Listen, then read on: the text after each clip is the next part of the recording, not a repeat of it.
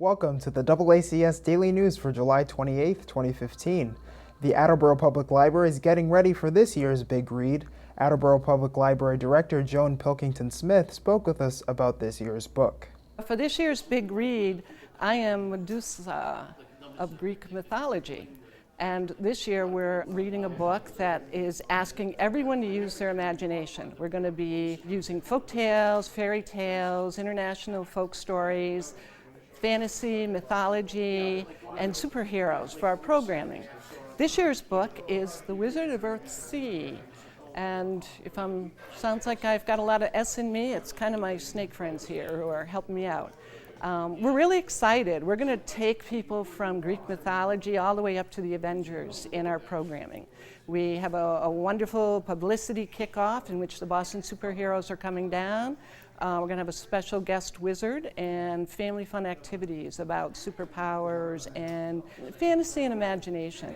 Imagination is the crux of society. It is through imagination that we think of things we've never thought of before and make them a reality. So that's partly why we're having a lot of fun with this. The Art Museum event will be a kickoff called The Balance of Nature, bringing art and the story together. Our keynote speaker is a magician writer from Baltimore, Maryland. We will be having a Star Wars symposium. We're going to do some mythology through stargazing. We have a fairy walk going on at Oak Knoll. The Land Trust is going to be doing some geocaching with a fantasy theme, and the Y is going to do a fantasy read and ride this year.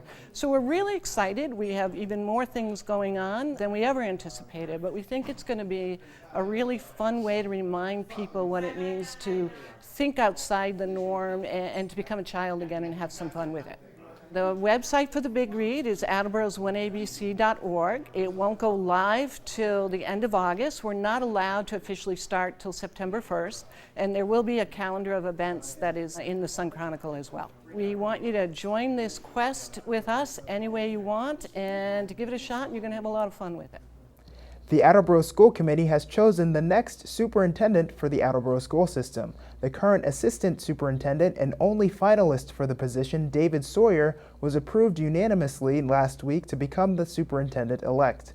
Attleboro School Committee Chairman Dave Murphy spoke with us about the election process. In May of this past school year, our current superintendent, Mr. Sheehan, informed me that he would be retiring effective at the end of the 2015-2016 academic year.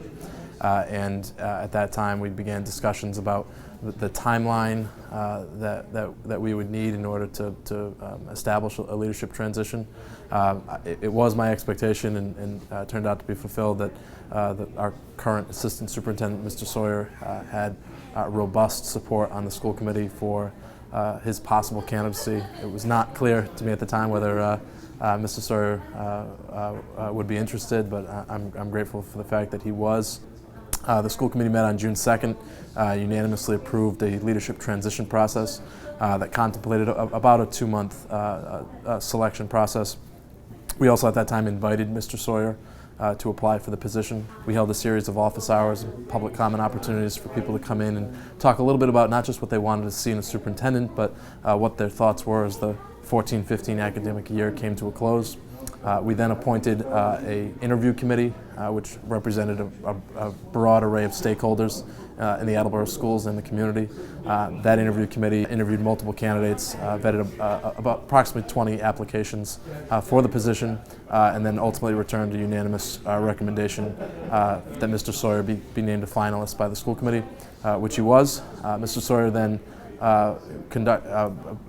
participated in 2 public interview sessions, one where he was asked to make a presentation to the school committee and then take comments from the public, questions from the public. Mr. Sawyer then met with a group of student leaders at the high school, talked a little bit about their concerns and their priorities for his administration, and then finally he was subjected to an interview by the school committee, and that led to our deliberation and ultimately a unanimous vote last week to name him the superintendent-elect of the Attleboro schools. And he'll take over as the community's new educational leader on July 1st, 2016.